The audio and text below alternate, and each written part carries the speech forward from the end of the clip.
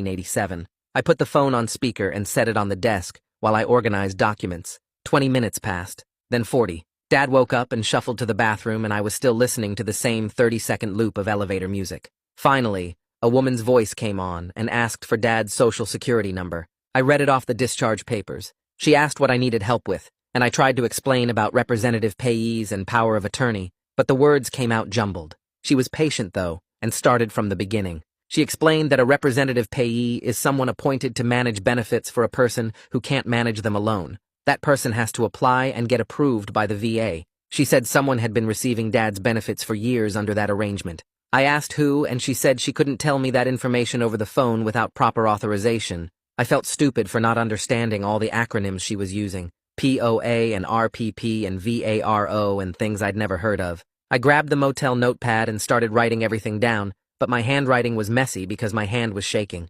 She explained the process for changing a representative payee and said I'd need to file specific forms and Dad would need to be evaluated. The whole conversation took an hour, and when I hung up, my brain felt full of information I barely understood. I called the shelter counselor and told her about the VA call. She said she wanted to connect me with Adult Protective Services because what my parents did might be financial exploitation of a disabled veteran. I hesitated. Mom had spent years teaching me that government agencies were traps that made things worse, and you couldn't trust them. The counselor must have heard something in my silence because she said sometimes the system is the only protection you have. I thought about that. About how the system had already helped me find Dad when I didn't even know to look. About how I couldn't fight Mom and Mark alone with no money and no home.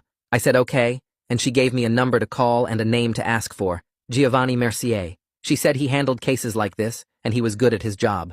I thanked her and wrote down the information. Before I made that call, I tried something else. I went through my phone contacts and found numbers for family members I barely remembered. Aunts and uncles and cousins from before we moved states. Most of the numbers were disconnected. 3 went to voicemail, and I left messages explaining what happened and asking if they'd talk to me. 2 rang, but nobody answered. Then I called Aunt Lisa, my mom's sister. She picked up on the 4th ring. I started to explain who I was, and she cut me off. She said she'd already heard from my mother that I was spreading lies and trying to make them look bad. She said she didn't want to get involved in family drama. I tried to tell her about Dad being alive, but she talked over me. She said Mom had been through enough losing her husband and raising me alone, and I should be grateful instead of causing trouble. Then she hung up.